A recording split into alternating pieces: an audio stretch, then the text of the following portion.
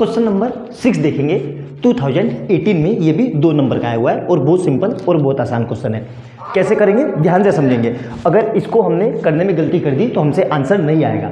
हमें क्या दिया हुआ है, a cylinder and a cone have the equal radii of their bases and equal height. एक सिलेंडर है, ये कोई सिलेंडर बना लिया मैंने, ठीक है। ध्यान से देखो, ये सिलेंडर है, ये सिलेंडर और ये कोन है, ठीक है, ये कोन है, ठीक है। अब ये कह रहा है कि दोनों की हाइट, मतलब इसकी हाइट मैंने h मान ली, तो इसकी भी हाइट कितनी है, ये वाली h, ये भी हाइट h है, और इसकी रेडियस अगर r है, इसको मैंने कैपिटल R मान लिया, तो इसकी रेडियस भी कितनी है, कैपिटल R है। ये हमें दिया हुआ है।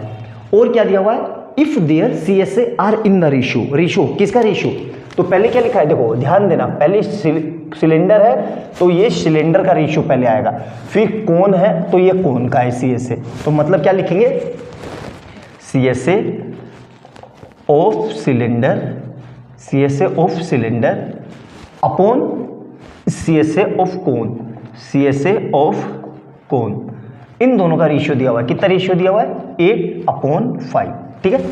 क्लियर है यहाँ तक। अब हमें पता है CSA ऑफ सिलेंडर क्या होता है, CSA ऑफ सिलेंडर होता है 2πr और h, और इसका क्या होता है कोन का, πrl। r कितना है, चलो r को भी कैपिटल ले लो और l को भी कैपिटल ले लो, ठीक है। ये कितना दिया है, 8/5। यहाँ तक क्लियर है। अब देखो ध्यान से, जो कट रहा है पहले उसको काट लेते हैं, ठीक है। ये गया मार्कर, तो देखो पाई से पाई गया, r से r गया, और 2 से ये कट गया 4, तो अल्टीमेट मेरा कितना आ गया, मेरे पास आ गया h/l इक्वल टू 4/5। लेकिन हमें किसका रेशियो पूछ रहा है, show that the radius and height of each has are in the ratio, मतलब रेडियस और हाइट का, लेकिन मेरे पास किसका है, रेडियस, वो हाइट और सलांट हाइट का।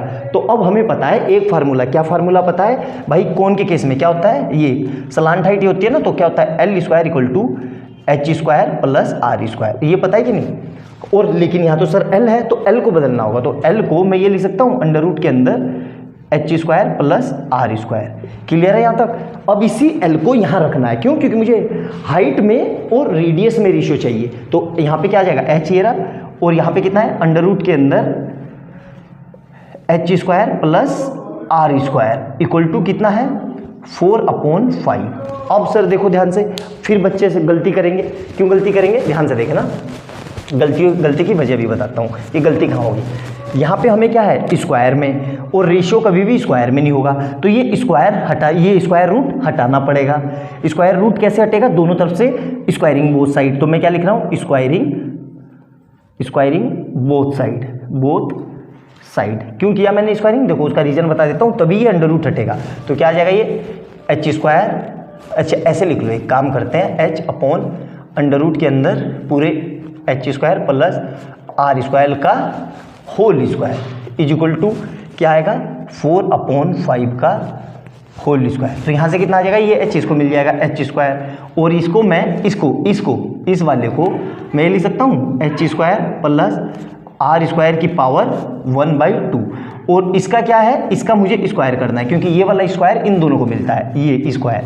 यहाँ तक क्लियर है। और यहाँ से कितना आ जाएगा, ये 16/25। अब देखो ध्यान से देखना, बढ़िया क्वेश्चन है, कैलकुलेटिव क्वेश्चन है, थोड़ा सा हल्का फुल्का।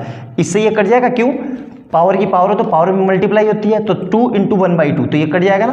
तो यहाँ से क्या आ गया मेरे पास, h² upon h² plus r² is equal to कितना है, 16/25, ठीक है। अब कुछ नहीं करना है, क्रॉस मल्टीप्लाई कर दो, ये इधर, तो क्या आ रहा है, ध्यान से देखना, ऊपर देखो, ये आ जाएगा मेरे पास 25h² equal to 16h² plus 16r²। मुझे क्या निकालना है, रेडियस एंड हाइट, रेडियस और हाइट का रेशियो निकालना है, तो ध्यान रखना।